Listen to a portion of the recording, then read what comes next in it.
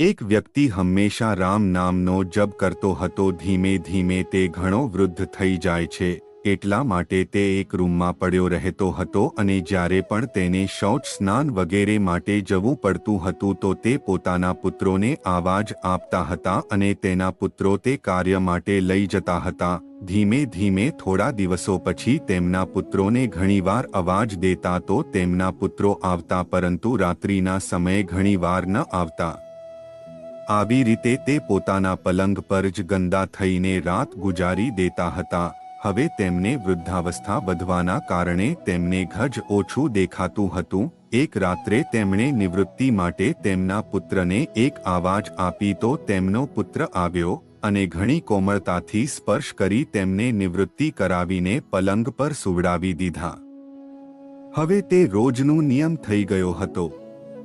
એક રાત્રે તેમને શોક થઈ ગયો કે પહેલી રાત્રે તો તેમના પુત્રને ઘણીવાર અવાજ આપ્યા બાદ પણ તે ન આવતો હતો, પરંતુ હમણાં તો આવાજ આપ્યા તે જ સમયે તે જ ક્ષણ આવી જાય છે અને ઘણી કોમળતાથી સ્પર્શ કરી નિવૃત્ત કરવી દે છે. એક રાત્રે તે વ્યક્તિ તેમનો હાથ પકડી લે છે અને પૂછે છે કે સાચું કહેજો કે તમે કોણ છો? મારા પુત્રો તો આવા નથી. ક્યારે તે અંધારા રૂમમાં એક અલૌકિક પ્રકાશ થયો અને તે પુત્રના રૂપમાં ઈશ્વરે પોતાનું વાસ્તવિક રૂપ દેખાડ્યું. વ્યક્તિ રડતા રડતા કહે છે કે હે પ્રભુ, તમે સ્વયં મારું નિવૃત્તિનું કાર્ય કરી રહ્યા છો. તમે મારાથી એટલા બધા પ્રસન્ન છો તો મને આ સંસારમાંથી મુક્ત કરી દો. પ્રભુ કહે છે કે જે તમે ભોગવી રહ્યા છો તે તમારું પ્રારબ્ધ છે. તમે મારા સાચા સાધક છો. તમે દરેક સમયે મારું જ નામ અને જપ કરો છો, એટલા માટે હું સ્વયં તમને કટવા રહી રહ્યો છું. વ્યક્તિ કહે છે કે શું પ્રભુ, મારું પ્રારબ્ધ તમારી કૃપાથી પણ મોટું છે? શું તમારી કૃપા મારા પ્રારબ્ધને નથી કાપી રહી? પ્રભુ કહે છે કે મારી કૃપા સર્વોપરી છે, તે જરૂર તમારા પ્રારબ્ધને કાપી શકે છે, પરંતુ તમારા આગળમાં આ પ્રારબ્ધને ભોગવવા માટે તમારે પાછું આવવું પડશે અને આ જ કર્મ નિયમ છે.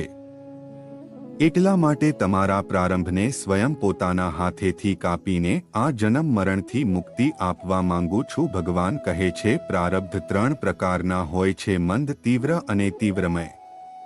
મંદ પ્રારબ્ધ મારું નામ જપ કરવાથી જ મુક્ત થઈ જાય છે, પરંતુ તીવ્રમય પ્રારંભ ભોગવવા જ પડે છે, જાણે અવતાર થઈને આવો.